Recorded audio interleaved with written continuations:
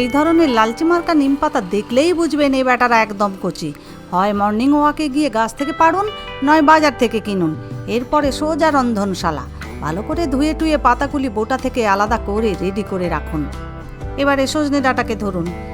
কাটা হয়ে গেলে সজনে ডাঁটা চপিং বোর্ডে হাজির বেগুন ব্যাটা। সজনে ডাঁটার সাইজের সঙ্গে মিলিয়ে বেগুনবাবুকে লম্বা লম্বা টুকরোতে নিন কাটিয়ে। চলবে নাকি আলু? তাহলে পিলারের কাজটি করে দিন চালু। কাটুন লম্বা লম্বা টুকরো করে, ব্যাস নিয়ে নিন প্লেটের ওপরে। কড়াইটি বসিয়ে উনুনের ওপরে স্বাস্থ্যের কথা ভেবে অল্প করে সর্ষের তেল দিন।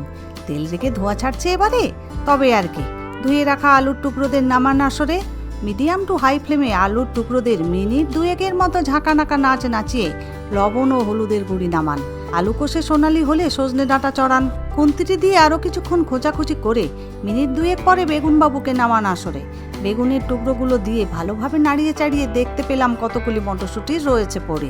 অমনি ছাড়িয়ে তাদের ধুয়ে কড়াইতে ফেললাম তাড়াতাড়ি। খুন্তি বেটা বলে, কতর গেল খেটে খেটে, বিশ্রাম কি পাবো না মোটে।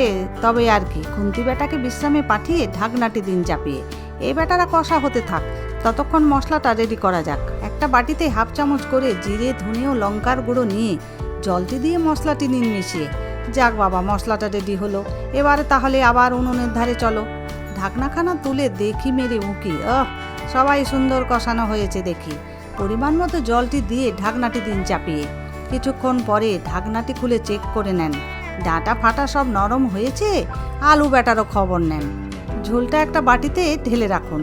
কাজের মাসের মুখের বুলি স্মরণ করে ওই কড়াইটিই ধুয়ে নিয়ে আবার গ্যাসে বসিয়ে অল্প সর্ষের তেল দিয়ে কচি নিম পাতা দিচ্ছি তেলে ছেড়ে।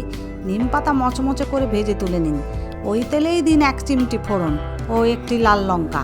লঙ্কা ও ফোড়ন ভাজার ঝাঁঝ নাকে সুড়সুড়ি দিচ্ছে। এবারে মশলার ঘোলটাকে নামাও তবে আসরে।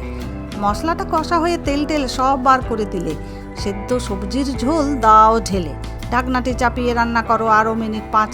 শেষে ভাজা নিম পাতা ছড়িয়ে অল্প চিনি দিয়ে মিষ্টি মুখ করিয়ে অল্প দাও ঘি ছড়িয়ে। খুন্তি দিয়ে সব কিছু ভালোভাবে নাড়িয়ে চাড়িয়ে মিনিট 5 রাখুন স্ট্যান্ডিংয়ে।